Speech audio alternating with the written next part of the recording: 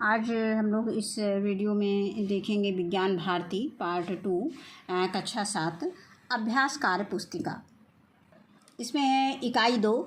इसके पहले हमने इकाई 1 की वीडियो देखी है, रेशों से वस्त्र तक। तो इसमें पहला प्रश्न दिया गया है कि वस्त्र की सबसे छोटी इकाई तंतु कहलाती है। रेशों तंतु के प्रकार नीचे दिए गए बॉक्स में दर्शाइए। अब यहाँ पे रेशे या तंतु दिए गए हैं। अब रेशे या तंतु कितने प्रकार के होते हैं? ये 2 प्रकार के होते हैं। एक प्राकृतिक रेशे होते हैं और दूसरे कृत्रिम रेशे होते हैं, या इसको हम मानव निर्मित रेशे भी कहते हैं।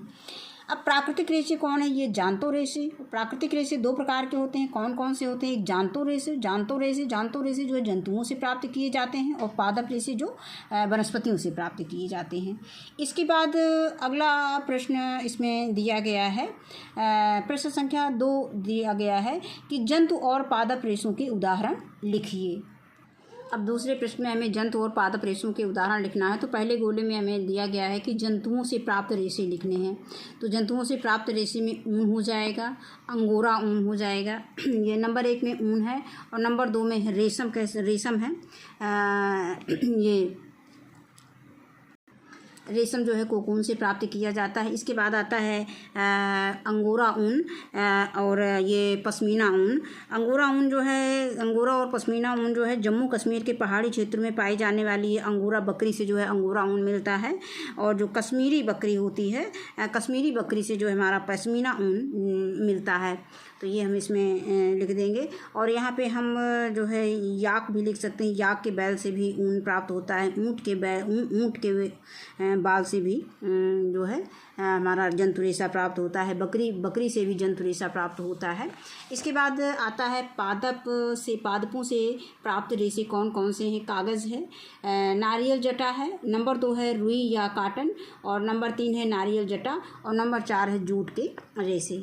इसके बाद प्रश्न संख्या 3 इसमें दिया गया है कि भेड़ के बाल से ऊन प्राप्त करने के निश्चित क्रम को बॉक्स में क्रम से भरिए।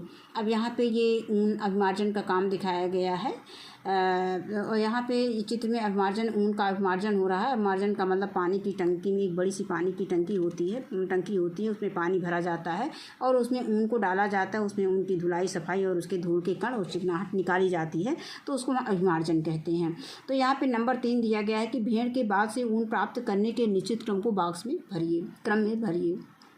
तो सबसे पहले क्या किया जाता है? भेड़ों के बालों की कटाई की जाती है। इसके बाद अभिमार्जन किया जाता है। तो अभिमार्जन का मतलब हमने बताया कि क्या होता है, बड़ी बड़ी टंकियाँ होती हैं और उसमें पानी भरा जाता है और उसमें ऊन को डाला जाता है और उसमें उनकी धुलाई सफाई की जाती है, जिससे कि जो ऊन में धूल मिट्टी और उसमें चिकनाहट है वो अलग हो जाए।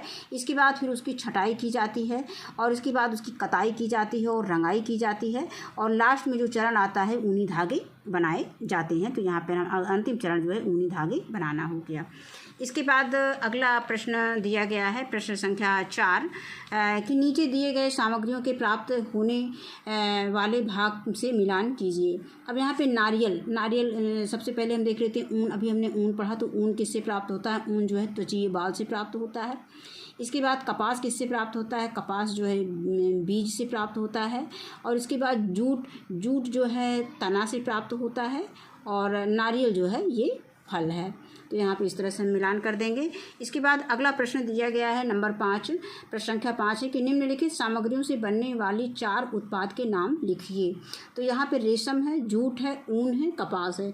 अब इनसे कौन कौन से उत्पाद बनाए जाते हैं? तो रेशम से पैरासूट बनाया जाता है, बुलेट प्रूफ कपड़े बनाए जाते हैं, और नंबर 3 है ऑपरेशन में प्रयुक्त टाँके बनाए जाते हैं, और नंबर 4 है बनारसी साड़ियाँ बनाई जाती हैं। इसके बाद जूट से क्या क्या बनाया जाता है? बोरा बनाया जाता है, रस्सी बनाई जाती है, दरी बनाई जाती है, और पायदान बनाया जाता है। इसके बाद ऊन से क्या क्या बनता है? ऊन से स्वेटर बनता है, शाल बनता है, कंबल बनता है, टोपी बनती है, जैकेट बनती है, और भी चीज़ें जो बनती हैं आप इसमें लिख सकते हैं, दस्ताना है। और इसके बाद आता है कपास जो है, कपास से क्या क्या बनता है? सूती वस्त्र, कपास यानी सूती वस्त्र, और नंबर 2 है चादर है, और नंबर 3 है कागज़, और नंबर 4 पर्दे। तो ये सब चीज़ें इनसे सबसे इनका उत्पाद ये हो गया। तो अब हमारा ये पाठ यहीं पर समाप्त होता है। इस वीडियो में बस इतना ही। वीडियो देखने के लिए बहुत बहुत धन्यवाद।